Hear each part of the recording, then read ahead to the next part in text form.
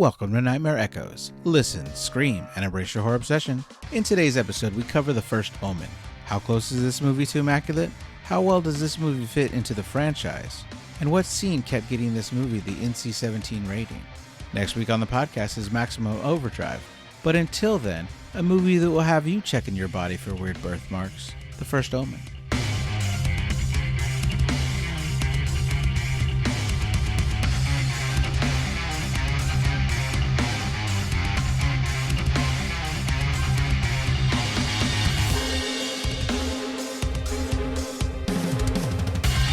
Hello, everybody, and welcome back to Nightmare Echoes. I'm your host, Elazar. I'm joined by co-host Jesse. Jesse, how's it going? Just angelic. Ooh, yeah, that's a good answer. What do we cover today, Jesse? The First Omen. Ooh. The exciting prequel to the Omen series. Right. Not to be confused with the original Omen. This is the first one that took place, the latest in the franchise. This problem happens a lot in series like The Purge. Then the fourth movie in The Purge is called The First Purge. So you can't possibly talk about it without confusing people. Yeah. Sort of like the way they number the Xboxes. Yeah, that's true, right? Yeah. All right, so this is directed by Akasha Stevenson. And we have Nell Tiger Free as Margaret. She's from Game of Thrones. Ralph Ineson as Father Brennan, who was in The Witch, Green Knight, and The Pope's Exorcist. We have Sonia Braga as Sister Silva. It had a budget of $30 million, and it made a box office of $53.9 million. So I guess it did okay. I would call that a success. Right? Oh, yeah. It's got Bill Nighy in it, who's Cardinal Lawrence, who was in Pirates of the Caribbean, Dead Man's Chest. He was in the Underworld franchise, one of the old vampires. But I know him from like 5 minutes of Doctor Who, where he just played this really emotional role where he's telling famous painter, did Flower Yellow Flowers? Yellow Flowers, George O'Keeffe? No, I'm sorry. Freaking Van Gogh. I was about to say him next. Okay, yes, Van Gogh, who's in there, they pronounce it Van Gogh, which is fascinating. But he plays this guy that works in the museum who gets to tell Van Gogh to his face, not realizing that he's time traveled to the present to see his artwork and how it's viewed now, what Van Gogh means to that guy who's played by Bill Nighy. And it's like a really emotional scene. I swear I cry every time. He's only in the episode for maybe 3 to 5 minutes. But it's such a great role. But this movie is The First Omen. Before we get into it, I mean, if you've seen The Omen, you kind of know what you're in for. I don't know that a lot of the twists are kind of amazing, but we're going to go through the whole thing. But basically, we have Sister Margaret, who's moved to this new place with a bunch of nuns that take care of older women. Am I thinking of the right movie? Yeah. Yeah, okay, good. Yeah, it's exactly the same as another movie that we've also covered. Right, so, Immaculate. Yeah, I was like, wait, hold on. Am I covering the right movie?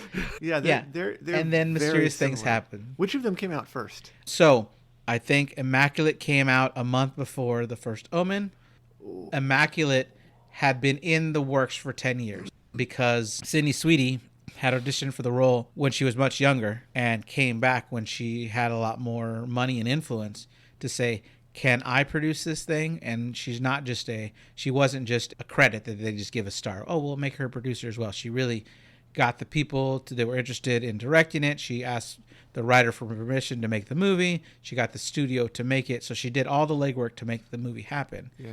But it took 10 years to make. So do we think The First Omen is partially ripping off the story from the Immaculate? I don't know how it could be because it's basing itself on the original Omen movie.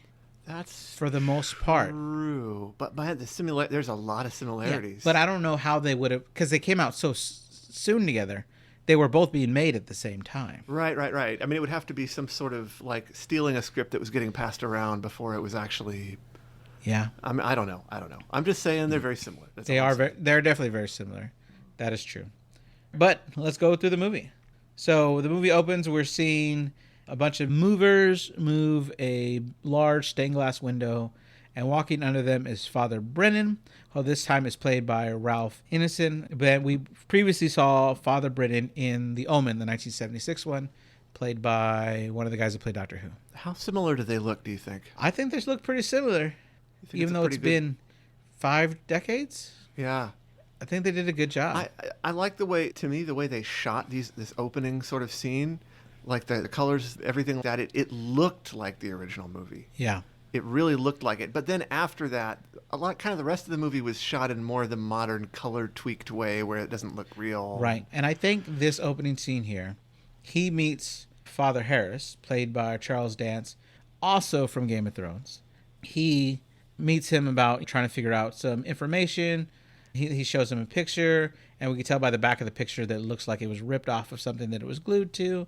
Brennan says that the baby looks human, and Harris says that she wasn't conceived naturally. Harris goes on to say that they found someone to volunteer. When Brennan tries to ask how they did it, Harris says he can't talk about it. Though we see images of a woman tied up to a table and her head being covered with a black cloth, which is tightened around her neck. We see the woman can breathe through the cloth, but it's heavy breathing because she's scared. Then Harris says that the pregnancy happened really quickly, and we see images of hooved feet, and we see blood hitting the ground. The fact that they chain her up, right? I'm just thinking, if you have to be chained up for something you volunteered for, that's usually a bad sign. I think so, yeah. Then we get that the woman would be a teenager now and would be old enough for something, and Brendan tries to ask old enough for what, but he doesn't get an answer. Then Brendan realizes that he's alone. They were sitting in the confessional booths. Yeah. And he realizes that Harris had left, so he runs outside to try to stop him. He's basically saying that you've done all these things, you won't be absolved for your sins. Harris says he doesn't want to be forgiven, he just wants it all to be over, adding that Brennan will soon understand. Well, it's about to be. Yeah, and then and then we see scaffolding breaking from above, because we saw those movers working on stuff earlier. We see these glass shards start to rain down heavily, along with pipes. Harris stands there. He looks fine, but then when he turns around to face Father Brennan, we saw what Father Brennan saw, and a big chunk of the back of his head is missing. He looks more than just fine. He looks relieved. Yeah? That he's dying? He looks relieved to die, yeah, like his burden has been taken away by that pipe. Right. So he's killed, and that's how that scene ends. But I think that this whole scene was like an homage to the original one, because people died of a weird, crazy, natural accidents kind of thing. Yeah, and the fact that it was shot the same way, it looked the same way. Yeah, exactly. But the rest of the movie does not continue in this kind of fashion. Unfortunately. Right, because, I thought, oh, this is going to be good. Me too. It doesn't mean I didn't like it. I think I still liked it. All right. Yeah, it was still good. Yeah. Then we meet Margaret, who I think some of them pronounce Marguerite, but I think she says Margaret. Mm-hmm. I don't know that I can keep up with Marguerite. The cardinal calls her Maggie. Yeah, I think they're just pronouncing her name with an accent, or translating her name into Italian or whatever, right? Sure, right. It's 1971 in Rome. Margaret Danio is arriving via plane. She seems really happy. She's met at the terminal by Father Gabriel, and outside is where we first meet the Cardinal Lawrence. On their way, we get a lot of establishing shots of the city, and they did get to film this movie in Rome, so they wanted to show us, okay, look at all this beautiful area that we got to film at. And then we find out that the city is during a period of unrest. We have a lot of protesters. They scare her by tapping on the window because they're not happy with the church right now. And the cardinal explains that a lot of people are not happy with the church at the moment. This all kind of plays out as they're going towards her new home. And you have to wonder, is there some thematic connection between all this sort of unrest in the world regarding the church and everything, and the fact that this Antichrist is about to be created? Yeah. And if so, which direction they're connected? Right. When the cardinal leaves, he leaves her with Sister Silva, who then gives her a tour. And then we find out these nuns take care of orphans, but they're only girls. So, okay, in this movie, it's not old women. They're taking care of orphans. Yeah, I thought of that after you said that. But I mean, it's like there's still old women there. I mean, yes, right. You're right. I was just getting confused. And they take care of babies all the way up until the age of 18. We find that they have a hospital wing, which is equipped with its own birthing rooms. Margaret is introduced to a woman named Lanoma, who is giving birth this week. There's also a scene somewhere around here where just visually I noticed she's climbing a stairway at some point, and there's like the bottoms of the posts of the handrail of the stairway above her have like sharp points pointing down, and then the bottoms of the handrails on the stairway she's on have sharp points kind of pointing up. So it looks like she's in a gaping mouth with like teeth. I like that. Wow. And at first I saw it, I'm like, oh, wow, did they do that on purpose? And I found out later in the movie, of course, they certainly did do it on purpose. Yeah. Because it's not the last time they do that. That's pretty cool. Yeah. She's then introduced to Angelica, who seems very quiet. Silva tells her that Angelica was dropped off as a baby and was very sick, but now she's very devoted. Margaret is left alone. As Sister Silva goes to check out children, she finds a wall of pictures drawn by children. One of those pictures seems to concern her.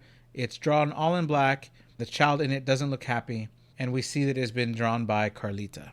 She walks down the hall and finds herself in Carlita's room for some reason. Not sure why she's just going into kids' rooms. A little weird, yeah. That was, yeah. Margaret tries to talk to her both in English and Italian, but she doesn't speak that well. She does crawl from under the bed. It's possible that she had some connection to her somehow, that somehow she had some supernatural awareness that there's something about her. Because she, later on, we know they have kind of a kinship, right? They have a connection that we find out about later, and maybe that has something to do with why she went in. Yeah, that makes sense. I mean, I don't mind saying it now then. They're half sisters. Yeah. Right? Okay. I could see that. Not the half that you want. Yeah. Margaret recognizes her name as the one that drew the picture, floating above the other girls. She tells her it was very nice. Carlita gives her a different drawing, and then Sister Silva takes her out of the room. Margaret asks why Carlita is kept in a room all alone in the middle of the day, and Sister Silva tells her that it's safer as Carlita hurt another child just the day before. Then we meet Luca, who is their driver, and since they tell her Rome is a dangerous place, and we find out that since she's not yet a nun, she is staying in an apartment in the city, and we find out that her roommate is named Luce.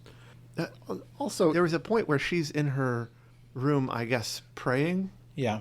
But the prayer that she's saying is very odd. And it's a prayer I've never heard before. It's a very strange prayer. And I was wondering right away, what is this prayer? Where did she learn it? And what does it mean? It's a bunch of stuff about, remember that you are important and you have a purpose and all this weird stuff. And interesting. It's a very weird prayer. I don't know whether it's an actual prayer or whether it's specific to this movie and this character. Yeah, I don't know. I have no idea. So when she's in this room and she is praying, she does hear some weird whispers. There's a jump scare where we see a creepy looking nun who isn't really there. So we start to realize that she sees things. And as we later find out, she's seen things her whole life. So Luz comes in, and based on the way she's dressed a little sexy for a nun. And so Margaret asked her if she's also a novelette, which I had to look up, which means it kind of translates into a novice nun, but it's someone that hasn't taken their vows yet to become a nun. But Luce explains since she hasn't taken her vows yet, and for the rest of her life she's going to cover up her whole body, she thought there wasn't any reason to not let her skin breathe right now. But then they drink coffee together. It's weird that this nun is hitting on her. Very strange. Yeah. I mean, you don't expect a nun to hit on another nun, right? And it's kind of like Immaculate, except in Immaculate, it's more like, okay, this nun's a little weird, a little wild, but this is further. This is like she wants to get in her pants, you know? Really? I just thought she was trying to influence her to be more of a bad girl. I didn't see it as like an attraction between them. Really? Because she says things like, I'll warm it up for you, and all this stuff. And then when the older nun asks, this is when they're at the table and all talking, the older nun is like, what is this warm it up? And then she's like, well, I would think you would know from whatever it was when the time that she had, like, was lusting after some man, right? Like, so she's implying that she means she's going to have sex with her. Okay. I thought. I see value in that point of view. I didn't get it, but I could see where you think that. It just came across to me. I don't know. Yeah. But Luce wants to get to know her better, so she asks her for a backstory. And we find out that she grew up in an orphanage, and the cardinal was a priest there, was always very nice to her. So when that orphanage closed, she was invited to come here. We also find out that she was a problem child all the time, but the cardinal kind of just saw eye to eye with her and helped her become a better person. Then Luce shares that someone convinced her to become a nun. At the age of 16, she was kicked out of the house. She was cold, and this warm wind came by, and she saw a bunch of nuns who started speaking to her, and she realized that she could have a nice home there. So it is a very similar story to Immaculate. Yeah, very much. I knew that I could always go have a job and a bed to sleep in, kind of thing. Mm-hmm. Yeah. The next day, Margaret and Luce are both cutting potatoes with some older nuns who are talking about the enrollment. They said that when they were little, a bunch of women were all lining up to be nuns, and they're kind of like their graduating class. Now, this is the scene I was mentioning earlier. Okay. Yeah, and then their graduating class was just like 12 nuns at the same time. But now you only have a ceremony with one person becoming a nun, which is going to be Luce. And shortly after that, Margaret will be in another class of one nun. And they're just saying that the times have changed a little bit. It's bedtime. All the girls are playing beforehand. Margaret walks down and notices Carlita is strapped down by 3 older nuns, and she's struggling to stay free. And when they notice that Margaret is looking in, they shut the door on her. Then down the hall, we see Angelique is watching and crying. Then Luce jumps out with a jump scare, which distracts her from everything that's going on. Luce then has something to show her for the night, and we cut to them dressed like they're ready to go out to party, but Margaret is very uncomfortable wearing that revealing outfit. Yeah, low cut. Yeah, it's a sexy outfit, right? Yeah. And this is where I started to realize that Luce is an anti-nun. Right? Oh, yeah. She's there to corrupt the innocent, right? That's what it seems like. Yeah, that's her role. I'm under this guise of we just need to live a little bit before we strap ourselves down. And I'm not sure what her role is. I mean, her name means angelic, obviously. Mm. I don't know what the implications of that are. Well, there's a scene at the end where you find out that she's pretty much involved in this whole plan. Sure. Yeah. But what is her function? You know what I mean? Like, what's she doing? I don't know. Yeah. I mean, I think she's just convinced that this is the route that the church needs to take. Yeah. And she's going to play her part to do it. She's just doing some odd things in these scenes, and it's like, what's she up to, you know? Right. So at the bar, they're both taking shots. Margaret's not good at it. Luce asks her if she can still feel her feet, and when she says she can, Luce says that she could have another one later. I could totally relate to that. I remember being in my young 20s, taking a shot, jumping up in the air, and I'm like, if I land, I could have another shot later. And then we have a moment where 2 men come up, Alfonso and Paolo, who walk up and ask if they speak Italian, to which they say not when they're drunk. It's too much effort. So everybody switches to English. That's funny. That is funny. We cut to them dancing, but at first Luce looks like she's having sex based on the angle of the camera and how she's dancing. Margaret is standing off to the side with Paolo, and she asks if she could have something to drink, and then she starts talking about random stuff, and then they seem to start hitting it off. He asks what she does, and she attempts to say in Italian, I'm a butterfly. No, she tries to say I'm a teacher. Oh, okay. Yeah. She wants to say I'm a teacher because the kids had taught her. The kids taught her how to say I'm a teacher, but what they were really teaching her was I'm a butterfly and I want to fly. Got it. When they did that scene, I noticed, I'm like, that's not what what she's saying. And so I had to look up a couple of words, and I figured out that was what they were saying, but I'm like, I don't know what the significance of that is, right? I think they might be implying something to do with, you know how a butterfly, like it's a caterpillar and then it builds a cocoon and then turns into a butterfly and then flies away. I think they might be implying something about her transfiguration to come, which is, I think, in this scene. Sure. He says he cannot keep her from flying and invites her to the dance floor. She doesn't spend some time out there with him. She might be high at this point, and they start kissing. Then we cut to her laying in a bed. And well, let's not gloss over that too fast. This was an aesthetically beautiful scene. Sure. So this was really interesting aesthetically. And the way it's shot, she looks uncomfortable with everything that's happening up until the point where they start hitting it off. And then there's a moment perfectly timed with the swell in the music and everything. Like, it's a really well done scene where she has this like moment of transfiguration. Like she's suddenly in this ecstasy where she's suddenly very happy with everything that's going on. She's totally into it. Yeah. She's totally present. And it's like the way they shot it with the way the camera angles and the music and everything really made it feel like this was the moment she became bad, right? Okay. Like she's been turned into a bad person in some sort of metaphysical sense.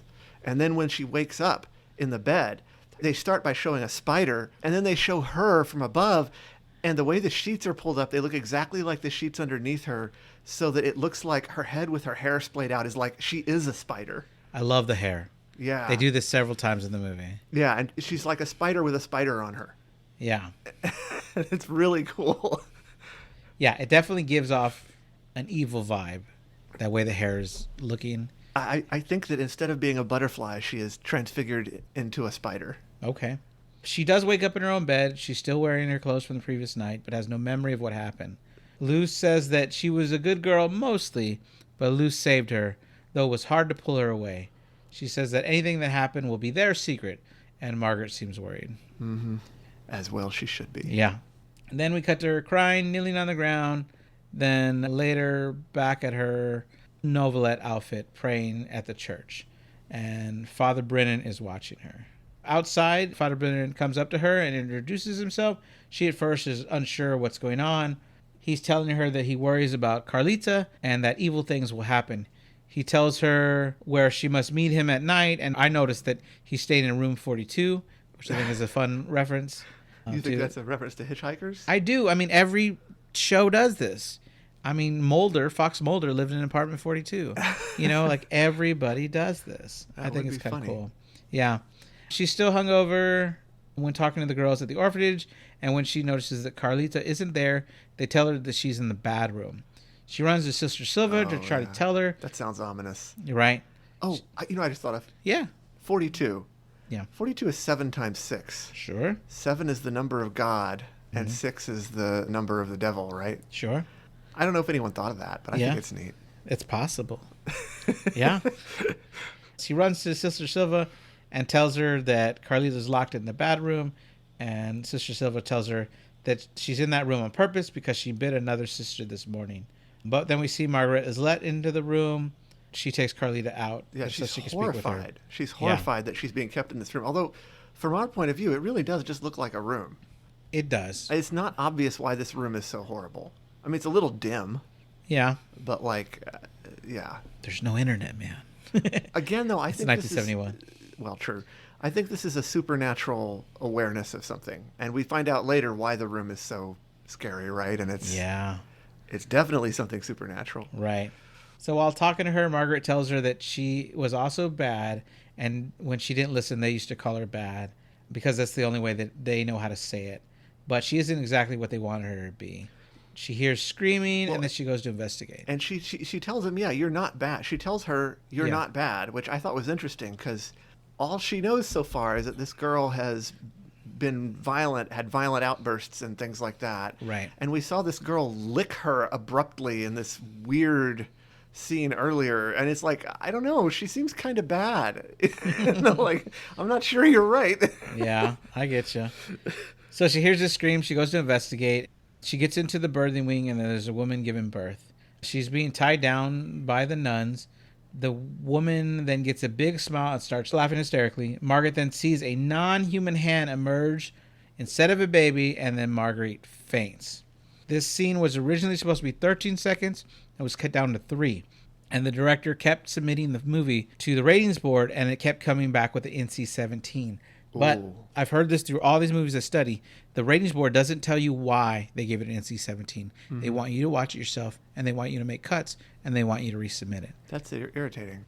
After a few cuts, she said, wait, it can't be the fact that we see a vagina before the birth, can it? So when she cut out any scenes of the vagina before the hand pops out, they gave it an R rating. Wow. But a demonic hand coming out of a vagina is not NC-17 worthy, but a vagina by itself with nothing happening to it is NC-17 worthy. That is amusing. So they cut the scene down from 13 seconds to 3 seconds. Which is crazy. That is crazy. So when she wakes up, she's told that she had low blood sugar since she hadn't been eating all day, and we see her apologizing to the cardinal, who tells her that he is surprised more people don't faint when witnessing a childbirth. Outside, everybody's having fun, and the nuns are taking turns jumping on a trampoline. Margaret sees Angelique and Carlita sitting next to each other. When she goes over, Carlita is holding a picture of a pregnant woman who is tied to a bed with a nun standing over her sides. Margaret says that she believes the picture is inappropriate, and Angelique gets upset. She walks off. She comes back, grabs Margaret, and kisses her. Margaret, trying to get Carlita more involved, leads her into the group of girls who are dancing in 2 circles, one clockwise, one going counterclockwise. Then we see Angelique has gone to a high floor, and in a movie moment callback to the original, she jumps off and hangs herself, but not to be outdone by the original, she lights herself on fire first. Yeah, I also noticed that and felt like, oh, okay, yeah, I get it. They had to one up. But didn't she also say something like, I did it for you? Or yeah, something similar. something really similar. Yeah, it was a neat scene. It was very dramatic. Yeah. Later that night, Margaret is walking to see Father Brennan. When she gets there, he shows her a picture of a priest, 2 nuns, and a baby. The priest in the picture is named Spoleto and is a radical according to Brennan. Brennan believes that the baby in the photo is Carlita. Margaret notices that the back of it looks like it's been ripped off of a page like we saw earlier. Father Brennan starts to explain that the church has a small but powerful subsection that believes that the church is losing power. They want to use fear to get people to believe again, and in order to do that, they want to bring forth the Antichrist, who Father Brennan explains they think they can control. Because Father Brennan has been excommunicated, his contacts in the church are now limited, but he believes that Carlita will be the mother of the Antichrist. He says that if he was right, she would be born on the 6th day of the 6th month at 6 a.m. He asked her to steal the files. The files that prove that she's Miss 666. Right. And this is where the lore of the movie slightly changed from the original. Mm-hmm. Because in the original, the mother was supposed to be a jackal, but now we find out the father of the mother is a jackal, meaning the women are half jackal. But why would they, when they dug up a grave in the original movie, find the remains of a jackal? Unless it was hidden there to trick them for some reason. Do you remember this in the original movie? Yeah, okay. So a lot of people had problems with this little change. Is that in the original movie, when... Oh, boy, I didn't even notice the gender changed. Yeah. Right. In the original movie, the mother is a jackal, and when they dig up the grave, they find a jackal buried in a grave. I remembered one of the parents was. I didn't remember which one it was. Yeah. Well, so I think the movie is trying to say, well, the mother here is half jackal. But why, if she looks so human, would her remains look like a jackal after death? But I thought it was supposed to be... They said something about the beast must mate with its own offspring, right? In this movie. Right. So that would imply that one of his parents was a jackal and the other was half jackal. So it's the jackal had sex with women, which gave birth to half jackal, half human women. And then it would have sex with them as well. Right. And so then it would be a three-quarter jackal. Okay. All right. I assume, that made a lot of sense to me, because it's like, you couldn't think that Damien could be totally evil if he was half human. Right. So I actually kind of liked the change that now he's 3/4 monster and he's only 1/4 human. Okay. But I do see the contradiction, because that means it wasn't his mother that was a jackal, it was his father that was a jackal, and then his grandfather also was a jackal. Right. Presumably the same jackal. Right. You're right. Yeah. All right. So the next day they're on a bus. She is questioning Father Gabriel about Carlita. He says he doesn't know how to help with what they're talking about, and he says that they're being watched. They're on a field trip and they're going to a museum. We see as they're entering the museum that people are picketing and marching close by. Inside, Carlita calls her out for staring at her, which she denies. And then she asks Carlita if they can have a word alone. She starts telling her that she would know that she could trust her, and then asks if anyone has ever done anything that might have scared or upset her.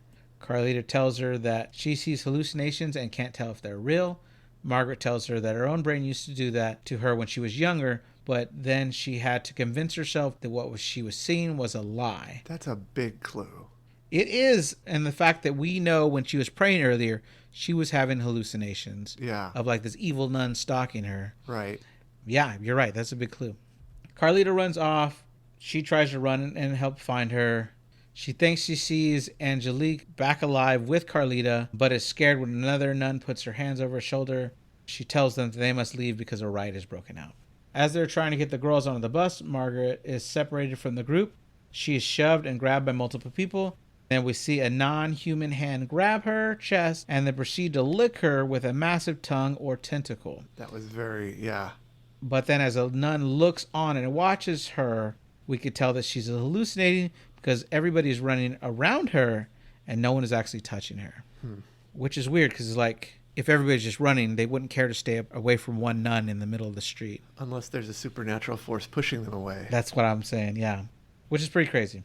Later, as the girls are preparing for bed, Margaret is told that Sister Silva would like to see her in her office. When she's there, they tell her that they're concerned for her, and they're concerned about the time she's spending with Carlita. Margaret tries to tell them that there's nothing wrong with herself or with Carlita, But they basically threaten her with her position and what it means to her future here in the church if she doesn't listen to them and stay away from Carlita. Then later, Luca is driving her home when she sees Paolo. She gets out of the car telling Luca she'll walk the rest of the way home. She tries the car out for Paolo, and he seems to look kind of sick, and he doesn't want to talk to her.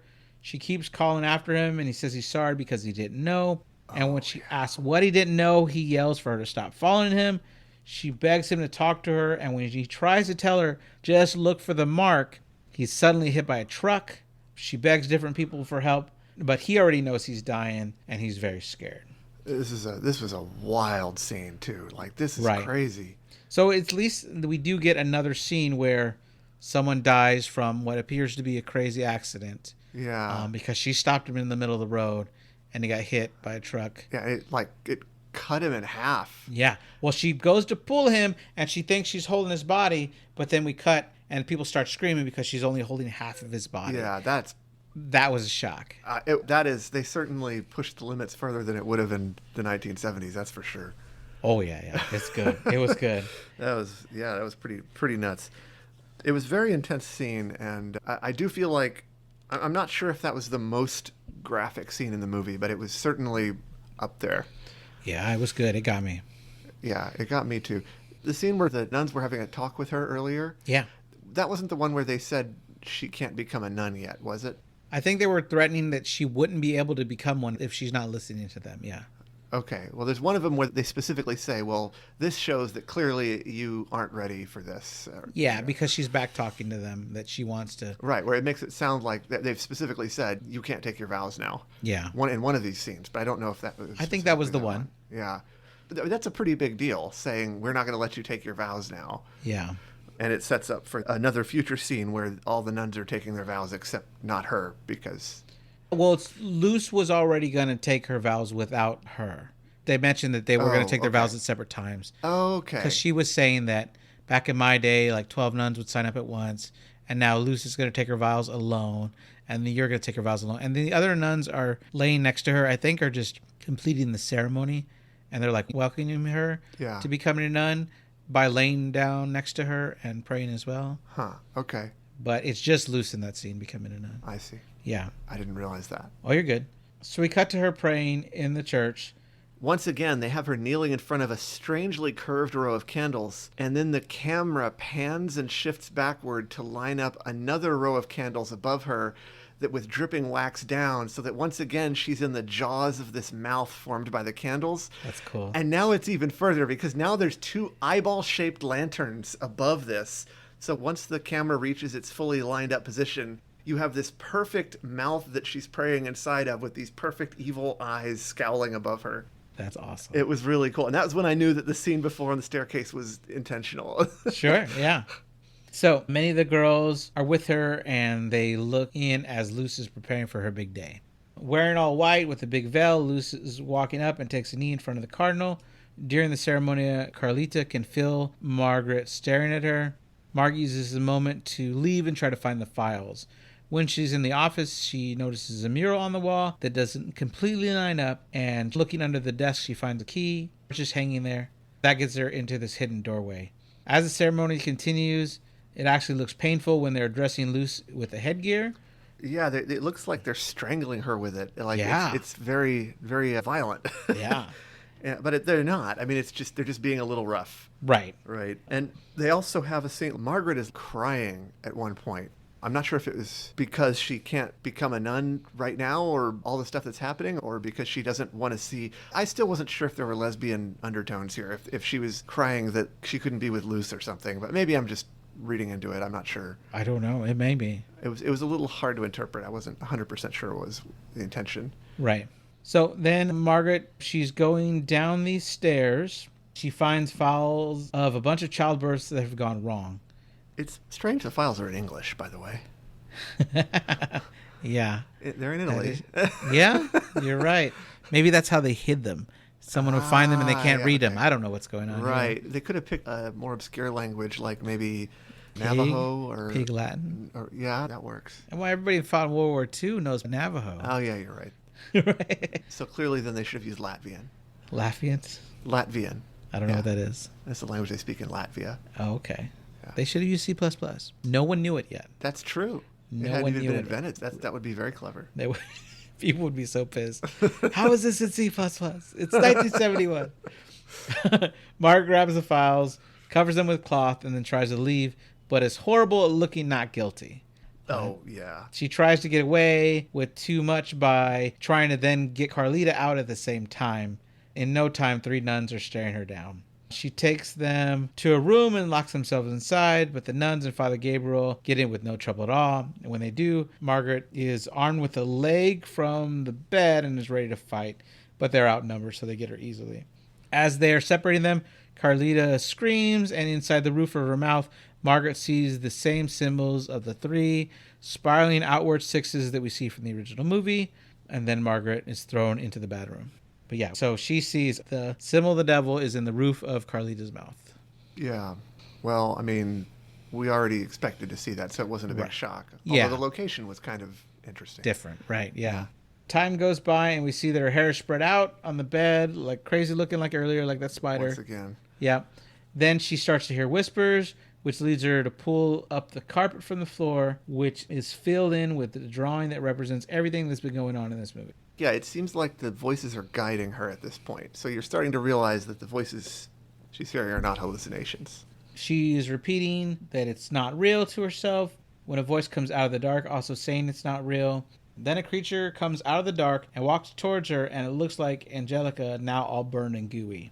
As Margaret is screaming, Father Gabriel breaks in to tell her that he's found the files and they have to go now. They both immediately go to Father Brennan. They tell him that Luca brought them there, but that he can be trusted. Margaret is confused on how they know each other. Father Gabriel tells her that Father Brennan approached him earlier, but he just thought he was crazy. Right. She wants to go back for Carlita, but they both tell her it's too dangerous. They spend the night looking through the files, and eventually Father Brennan reveals that the evil plan is to have a jackal mate with its own offspring to create the Antichrist. Then Margaret, who's looking at the earlier photo, realizes that Carlita's mark is in a different spot than the baby in the photo. Yeah. She says that they have to go through the files to find the baby with a mark on its scalp. And that didn't occur to me at the time either. Like, I mean, it should be obvious as soon as they show where the mark is, but it totally didn't click until she said that. Right. Many of the babies that we're seeing in these pictures are all deformed, but their marks are in different spots. Then she finds the file with a picture that was ripped out. While staring at the picture, she flashes back to Paolo, who is trying to tell her to look for her own mark. She puts her hands through her head, and then we have a flashback to the night with Pablo. The camera shows her face, then spins around to show she's floating upside down, but being pulled into a dark area. We see a menacing-looking bald priest in dark robes. Margaret is being laid naked on a table with many people in ritual-type robes in attendance, and Pablo is among them. The menacing priest puts a hood over her while everyone else is chanting. We see an evil eye open, a spider crawls on Margaret, then she starts to breathe really heavily. This leads to screaming, and she's snapped out of the memory. Then Brennan inspects her head to find the mark on her. When he finds it, he backs away. She says, "Somebody say something," and Father Gabriel wants to know how it's possible. Father Brennan explains that since she has been a ward of the church this whole time, they would have been able to ship her around to hide her from anyone that would notice. Margaret is obviously upset. When she tries to leave, they attempt to stop her, but she tells Father Brennan that if he touches her again, she will fucking kill him. That's kind of strange. Yeah. It's kind of strange. I mean, she's definitely upset at this point. I mean, I guess she's traumatized because of what was essentially a rape, right? Yeah. And that she's now suddenly remembered. Right. But at the same time, these are her allies. They're trying to help. You're right. Father Brennan tells her that he's sorry that it happened to her, and she says if it's true, she wants out of it now. So the 3 of them are now in the car, I assume on the way to giving her abortion. On the way, she starts to experience abdominal pain. As a car comes up to them, they seem to go a different way, and then Margaret vomits. Right then, she asks what is happening to her. The car comes back from a different direction and slams right into them. She gets out of the car and looks like evil is controlling her. We get an amazing, crazy scene. She starts shaking like crazy, barking like a dog. Yeah. Another car with 3 priests drive up. A witness as she gets on her knees. Her water breaks. Her belly just seems to grow extremely fast. Yeah. And there's blood all over the road. And the 3 priests approach her. And the movie goes black. So it's weird here. There's a lot of weird stuff here. I mean, first of all, do you interpret that as devil controlling her? Do you interpret that as the fetus controlling her? There's lots of stuff. But then the other point that I thought was weird is I thought more than a month had passed in this movie. Sure. Maybe not, but I mean, it certainly felt like it was supposed to have been some time passed. You would think if it had been more than a month that she would know she was pregnant by that point. Well, it's a supernatural pregnancy as it is. But I think people they could go 3 months without realizing that they're pregnant. Really? I mean, you're not showing. You don't show often until the 5th month of a pregnancy. Well, yeah, I just meant like if you don't have a period. I see what you're saying. But I'm not a woman, so I don't know how that all works. Right. I get what you're saying. They make shows about women who don't realize they were pregnant up until the time they're given. Okay. Well, I mean, I suppose I don't know how it all works. Okay. She wakes up, has her wrist tied to a bed in a room that is very dark and there are many candles lit. She calls out and Cardinal Lawrence answers. She asks if he will untie her and he says no, but soon it'll all be over. He says that he won't let anything bad happen to her, that he has always watched over her, and he follows up by saying that the first thing he ever said to her is that she's the bravest girl that he has ever known. Cardinal Lawrence then says that the baby will bring back people to God. He goes on saying that she was chosen, and they inject her with something, and then wheel over to another room. As she gets in this other room, things seem to shift. It's now really lit up like an operating room. I can't see if there's any candles anymore, and then there was music, but the music stops right here. She looks over, she sees lots of surgical tools, and she starts to cry and beg. Then they start a cesarean section. As she continues to beg, many people look on, including Cardinal Lawrence. We see them pulling the baby out of her belly. Someone asks if it's a boy or a girl, and then we find out they're twins. So this is the shock that got me. I was like, oh, there's 2 of them. Yeah. Like, I didn't see that coming. I wondered if that was... I haven't seen any of the other Omen movies, so I was wondering, was there a girl Omen at any point? Part 4, which was the direct-to-TV movie, pretended like the girl was a girl Antichrist, but it turns out that she was also a twin, that her twin lodged itself as an egg into her body and stayed there until a time where it could be surgically removed and implanted to that girl's mother. And that mother thought she was having a natural birth and gave birth to the actual Antichrist. And the girl was let to be born first. So this time the Antichrist would have an older sibling who would be strong enough to protect it when he was born. Huh. That's the only time we get one that might have been a girl, but it was a trick. It's really a boy in the end.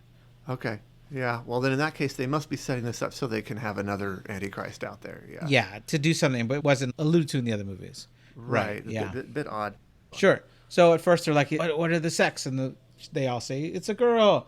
And the doctor smiles and he goes, and a boy. And then everybody gets all excited like crazy. So I was a little bit confused here just because I misunderstood something from the original movie that I don't think they were clear about at all. And that is, in the original movie, I think it was Father Brennan or whatever, he reveals that he has the mark of the beast on him.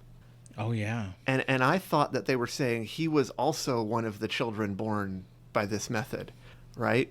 And that made me wonder what was going on with all this. I had to look it up and found out apparently we were supposed to have interpreted it not as that, but that as being a Satanist, that the mark had appeared on him spontaneously because he was worshiping them. Apparently that's the official story. I didn't get that either. The way I understood it is that all the cultists stupidly tattooed their bodies to give themselves marks, which is really an easy way to get found out if you are searched for a mark. Sure. Yeah. Either way.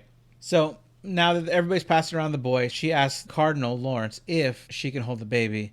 And kind of like Rosemary's Baby. I was about to say, Rosemary's Baby, same thing, yeah. He says yes. Then Sister Sylvia comes over saying that the baby needs his mother, at least in the early stages of life, which makes it sound like they don't plan to let her live that long. Yeah, right.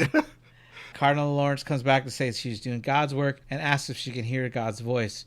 She replies that she can only hear her own and then stabs the cardinal in the neck with one of those surgical tools. Very interesting. We see Luce scream. Apparently, the other guy that was there in that bar scene earlier is there as well. I don't remember his name. The one that was Paulo's friend. Mm-hmm. And then Margaret gets off the bed and backs away holding the knife and the baby. Sister Sylvia tries to tell her to stop and give the baby back. Margaret and Sister Sylvia start fighting for the baby when Luce comes over and stabs her while giving her a hug. They take the baby away, leaving Margaret on the floor, and Sister Sylvia orders them to burn the whole place down, including Margaret and a newborn daughter. As they set it ablaze, we see that Carlita is nearby watching. Margaret grabs her daughter and starts crying. Then Carlita comes over, looking at them. There's smoke and fire everywhere. Then Margaret starts hearing a demonic voice speak to her as the flames are rising up everywhere. It looks like the jackal gets burnt at this point. Margaret screams and Carlita makes her get up and pulls her out. In a car, we see the priest with the files containing a picture of diplomat Robert Thorne from the original Omen, not to be confused with the First Omen, which is this one.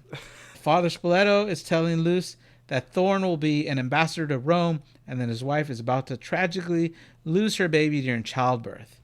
And we see that the baby is still alive at birth, and we see as Father Spoleto's voice over tells him that this baby will save the world. Then we cut to a scene that I didn't expect, which is years later, and it's winter. Carlita and Margaret are both raising the little girl, who's much older now. Father Brennan walks up, and Margaret pulls out a gun on him. He says he's sorry for showing up, and that he tried to leave them be, but he's there to warn them that they're never meant to survive, and that they will come after them. After he is leaving, he turns around and tells her that they've given her son a name, and he says Damien, and the music grows intense, as if that was supposed to shock us all. Right, I don't understand. I don't get that, and then the credits roll. Yeah, it's clearly setting up for the next movie, right? I mean... Yeah, I mean, if they get to it, made enough that they could do another one, and I mean, it's a long-running franchise, so I'm sure they would at one point, but I don't know any plans for the second Omen. The First Omen 2. No, the First Omen 360, right? That's what they... Maybe, right? And then you get First Omen 1 afterwards. Yeah, that's right. Oh, man. No, so I thought it was a really good movie. I liked it a lot. They did a really good job of giving it a feeling, right? Like the movie has a lot of sort of emotional power to it in the sense of just the aesthetics and just the way that it's shot and the way it's acted. I thought the acting was pretty good for the most part. And there were a lot of little subtle things like the mouths, which you could pass right by without even noticing if you weren't paying attention. And I felt like, unlike a lot of these kind of horror movies, there wasn't really anything overly corny that ruined it, you know? Sure, yeah. Like, there were a few things that you could say are a little corny, like a hand coming out of the vagina or whatever, but I don't think it was excessively corny. I think it worked. And it was horrific. Yeah. I really love the casting of Father Brennan. I thought he looked enough like the original Father Brennan that worked for me. Yeah. Of course, I like Bill Nighy. But in general, I liked all the acting. I didn't think anybody was really bad at it. The music was fun. The photography was amazing. It really was cool. Every time we see her hair spread out in this kind of like she doesn't know what's going on, but she looks evil at that moment. Mm-hmm. It's just shot so beautifully. Yep. And I thought it did some nice homages to older films. I'm sure there's some out there that I didn't notice because I haven't seen, because I saw people's review for Immaculate and they talked about like 10 different nun horror movies throughout time that it was like homaging, and I'm like, oh really? No idea, right? Like no idea, because I haven't really focused on that brand of horror. But there's a lot out there. They did an homage to a movie that came out at the same time, really. Yeah, I would say, that's funny. Yeah, that's weird and unfortunate, but I definitely like this one better than Immaculate. I did like Immaculate, but I just like this one better. Yeah, I definitely like this one better. And yeah, I'd like to see if this actress, Neil Tiger Free, does anything more in the horror genre. And I'm hoping this director, Kasha Stevenson, I want to see what else they do. Mm-hmm, I agree. But it's pretty cool. Well, thank you, Jesse, for being here. You're welcome. Thank you, everyone, for listening. We have new episodes every Monday, and we hope you get to listen to us again. Stay away from Damien. Bye.